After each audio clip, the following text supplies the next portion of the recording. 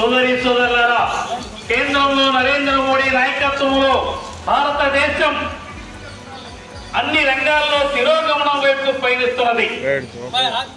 దేశ ఆర్థిక సంవత్సరాల మోడీ నాయకత్వంలోని ఎన్డీఏ కూటమి పెట్టి విద్యుత్తు రంగంలో సంస్కరణలు అమలు జరిపిన రాష్ట్రాలకు నజరానాలు ఎరగా చూపి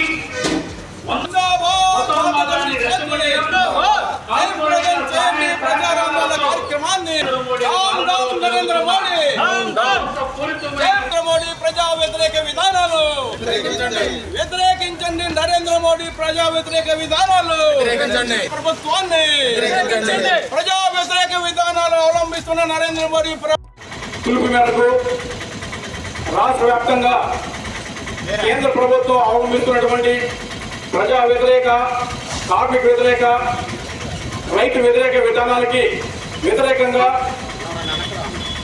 నరేంద్ర మోడీ మాకిద్దరు మేమిద్దరం అన్నట్టుగా మోడీ అమిత్ షాలు కలిపి అదానీ అంబానీల కోసము, కార్పొరేట్ల కోసము మన దేశంలో ఉన్న 147 కోట్ల మంది ప్రజల్ని తాకట్టు పెడుతున్నారు. అందువల్లనే దీని దుర్మార్గానికి వ్యతిరేకంగా పనిచేయాలని చెప్పి మన రాష్ట్రంలో ఉన్న రాష్ట్ర ప్రభుత్వం కూడా ప్రతి దానికి దాసోహం అనే పని కాకుండా ఈ రాష్ట్రంలో ప్రజలు అద్భుతమైనటువంటి మెజార్టీని అంతకుముందు పవన్ కళ్యాణ్కి ఇచ్చారు.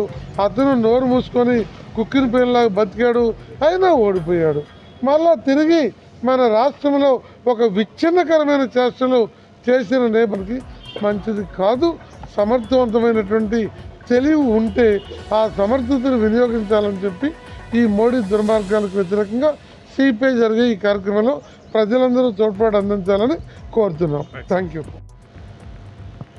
భారత కమ్యూనిస్ట్ పార్టీ దేశవ్యాప్తంగా మార్చి 23 భగత్ సింగ్ వర్ధంతి నుండి ఏప్రిల్ 14 అంబేద్కర్ గారి జయంతి దాకా నరేంద్ర మోడీ వికృత చర్యలకు వ్యతిరేకంగాను, రైతు వ్యతిరేక, యువజన వ్యతిరేక, కార్మిక వ్యతిరేక, దేశ వ్యతిరేక, కార్పొరేట్ అనుకూల విధానాలని ప్రజల్లో ఎండగట్టేటువంటి కార్యక్రమాన్ని చేపట్టింది.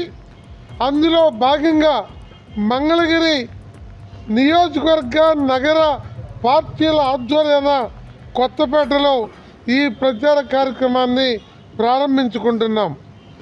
ఇవాళ సంవత్సరానికి 2 కోట్ల ఉద్యోగాలు ఇస్తానన్న మోడీ పూర్తిగా వైఫల్యం చెందాడు.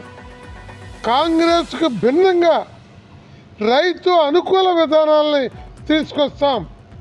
2022 నాటికి రైతుల ఆర్థిక శక్తిని బలోపేతం చేస్తాం, వాళ్ళ లాభాలని రెట్టింపు చేస్తాం అని చెప్పిన మోడీ ఇవాళ ధాన్యం రైతులు కానీ, మిర్చి రైతులు కానీ, లేకపోతే అప్రాల రైతులు కానీ దారుణంగా నష్టపోతూ ఉంటే చూస్తూ కూర్చున్నాడు.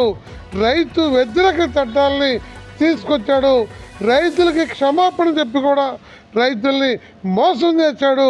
వారికి లాభసాటి ధరల చట్టాన్ని ఇంతవరకు తేలేదు.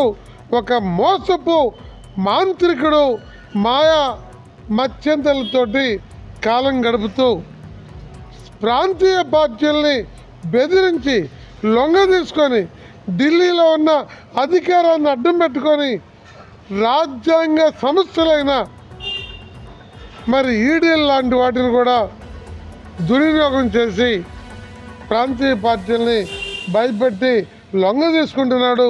అందుకే అతి చక్కని ఉదాహరణ మన ఆంధ్రప్రదేశ్. గతంలో జగన్మోహన్ రెడ్డి ఉన్న, ఇప్పుడు చంద్రబాబు, పవన్ కళ్యాణ్ ఉన్న పాపం వ్యక్తిత్వం లేని, వెన్నెముక లేని పరిస్థితుల్లో మోడీ మీద ఆధారపడి నడుస్తున్నటువంటి పరిస్థితిని మనం చూస్తున్నాం. రెండో వైపున నరేంద్ర మోడీ గంభీరంగా మాట్లాడుతున్నాడు. మరి ఆర్థికంగా ఆకాశాన్ని ఎదిగామంటున్నారు. పాపమేమో నిర్మలా సీతారామన్ ఉంది, 10వ ఏమో బడ్జెట్ పెట్టింది. ఆమె బడ్జెట్ చూస్తే అసలు అమెరికా కన్నా, చైనా కన్నా మోడీయే గొప్పని ఆమె చెబుతుంది. అలా అయితే మనకు సంతోషమే. కానీ 2014లో అధికారంలోకి ఈ 11 సంవత్సరాల ఆయన పాలనలో 198 కోట్లు ఈనాడు అప్పు ఉంది. అంటే 50 నుండి 200 కోట్లకి 3 రెట్లు అదనంగా అప్పు పెరిగింది. ఇది మరి నరేంద్ర మోడీ, నిర్మలా సీతారామన్ గొప్పతనం, అమిత్ షా గొప్పతనం అని అనుకోవాలా? కళ్ళుండి చూడలేని వాళ్ళు, చదువుకొని తెలుసుకొని వాళ్ళు, విజ్ఞత ఉండి ఆలోచించినటువంటి వాళ్ళు మనమంతా బానిసలుగా బతకాల్సిందేనా? కాదు కదా. మరి రెండో వైపున అమెరికాని, డాలర్ని మనం లెక్కేస్తాం ప్రపంచ ఆర్థిక వ్యవస్థలో. మరి నరేంద్ర మోడీ అధికారంలోకి వచ్చినప్పుడు డాలర్కి 55, 65, 66 రూపాయలు ఉంది. ఈరోజు డాలర్కి రూపాయలు 88, అంటే 22 రూపాయలు మనం అదనంగా కట్టాల్సి వస్తుంది. అంటే ఈ 11 సంవత్సరాల కాలంలో మార్కెట్ విలువలో ఆ మేరకి రూపాయి పడిపోయిందంటే మన ఆర్థిక వ్యవస్థ బలపడ్డట్ట లేకపోతే తగ్గిపోయినట్ట? ఈ సిగ్గు నిర్మలా సీతారామన్కి, అమిత్ షాకి, నరేంద్ర మోడీకి, వాళ్ళ నెత్తినెత్తుకొని ఊరేగే ప్రాంతీయ పార్టీలకి దేశంలో అనేక రాష్ట్రాల్లో వాళ్ళకి తెలియదా? తెలుసు, కాకపోతే భయపడి చేస్తున్నారు. అలాగే ఇటీవల అమెరికాలో సరైన పౌరసత్వం లేను అక్రమ వలసదారులు అనే పేరుతో వాళ్ళని ఆయా దేశాలకు పంపిస్తున్నారు. మన మోడీను, ఇప్పుడు అమెరికాలో మరలా వచ్చినటువంటి ట్రంప్, వీళ్ళిద్దరూ భలే గమ్మత్తైనటువంటి కనుకేదో సినిమాలో లంబు జంబు అంటుంటారు. పెద్ద మాట ఏమో కానీ మరి అటువంటి ఈయన ఆప్తమిత్రులు, మనసు కలిసిపోయిన వాళ్ళైతే భారతీయుల్ని విమానం ఎక్కించేటప్పుడు కాళ్ళకి చేతులకి సంఖ్యలు వేసి గొలుసులు కట్టి విమానం ఎక్కిస్తుంటే భారతదేశంలోని పాలక వర్గాలకి జాతీయ స్థాయిలో, రాష్ట్ర స్థాయిలో సిగ్గు అనిపించదా? ఆ పదవుల్లో కూర్చున్నాడు బాధ అనిపించదా? మన దేశ పౌరులకి అలాంటి నీచ నికృత్యమైన బేడీలు వేశారు, కాళ్ళకి చేతులు కలిపేశారు, వాళ్ళని విమానం ఎక్కించారు, వాళ్ళని చండీగఢ్లో దించారు అంటే మోడీ ఊరేసుకొని చచ్చినా కూడా పాపం పరిష్కారం అవుతుంది. అందువల్ల ఇలాంటి దుష్ట సంస్కారమైనటువంటి పరిస్థితుల్లో మన దేశం యొక్క విధానాలు బలహీనమైపడిపోయినాయి. అలాగే మన దేశ సంపద, ఆయన ఏదో చెబుతున్నాడు, బ్రహ్మాండమైన రైళ్లు పెట్టాను, లేకపోతే రైల్వే స్టేషన్లు కడుతున్నాను, విమానాశ్రయాలు కడుతున్నాను, 6 లేన్లు జాతీయ రహదారులతో, ఇవన్నీ వేసి ఏం చేస్తున్నావు నువ్వు? కార్పొరేట్ సంస్థలకి లీజుకి ఇస్తున్నావు. కార్పొరేట్ సంస్థలకు లీజుకి ఇస్తే వాళ్ళు లాభాల కోసం చేస్తారు తప్ప దేశ సేవ కోసం చేయరు కదా. ప్రభుత్వ రంగాన్ని నిర్వీర్యం చేస్తున్నాం. విమానాశ్రయాల దగ్గర నుంచి, రైల్వే లైన్ల దగ్గర నుంచి